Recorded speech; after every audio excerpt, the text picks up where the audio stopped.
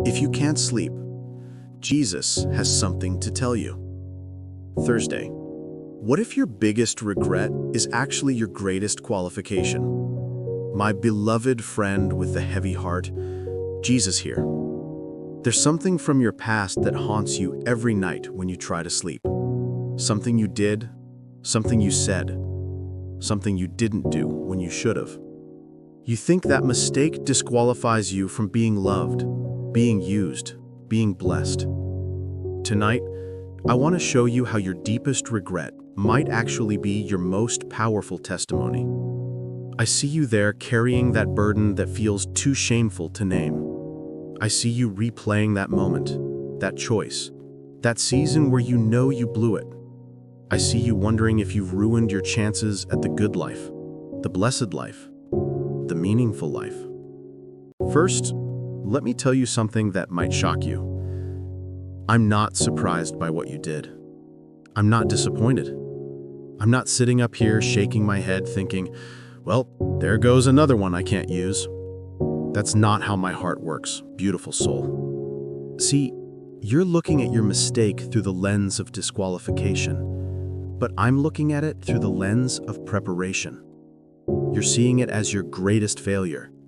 I'm seeing it as your future ministry. You're calling it your most shameful moment. I'm calling it your most powerful testimony, waiting to be born. Let me introduce you to some friends of mine who understand exactly what you're going through. There was David, the man after my own heart. But before he was a psalmist, he was an adulterer and a murderer. He saw a woman, wanted her, took her, got her pregnant, then had her husband killed to cover it up. Pretty horrific, right? But you know what happened?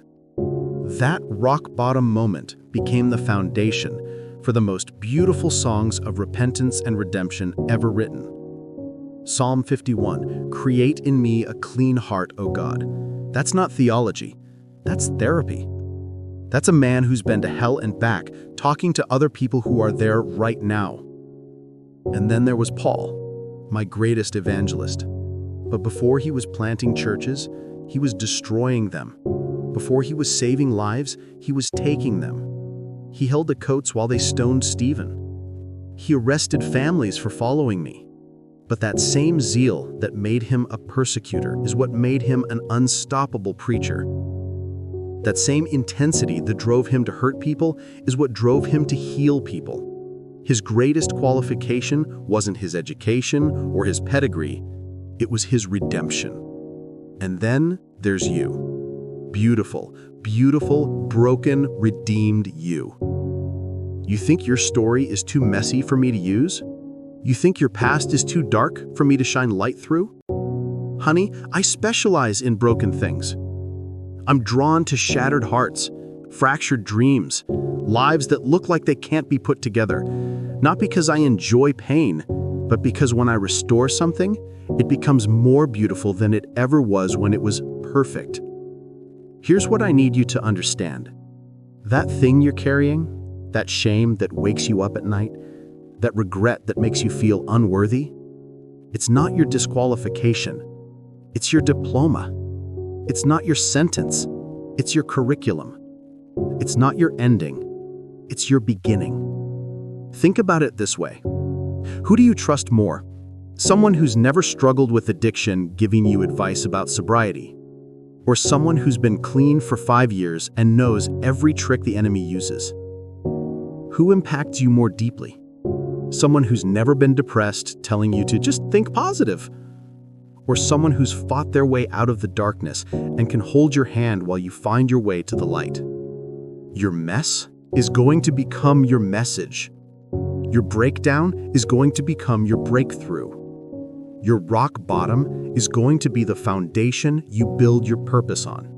So right now, I want you to do something with me.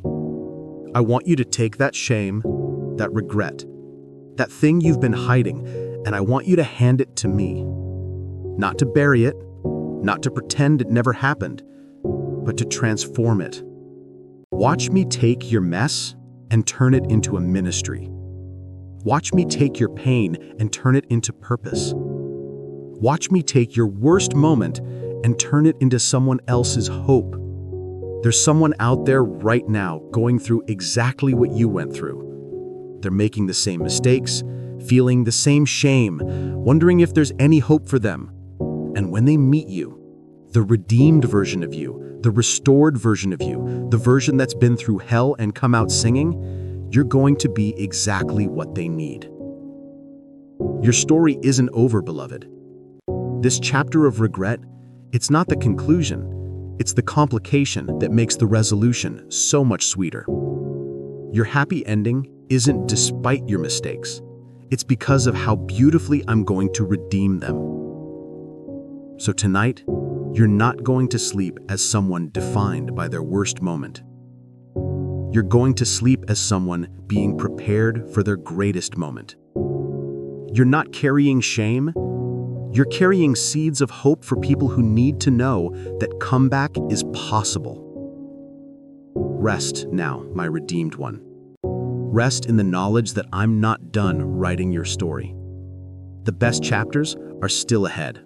May you sleep in the peace of complete forgiveness, dream in the hope of total restoration, and wake up knowing that your greatest regret is becoming your most powerful testimony.